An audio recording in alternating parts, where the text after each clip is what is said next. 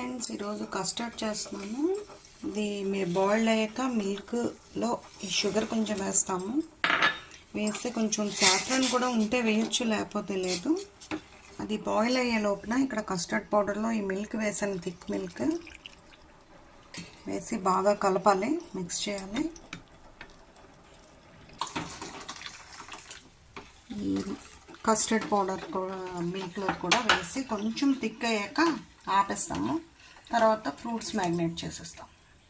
ఇలా అవుతుండగా grated almonds కూడా వేసాను.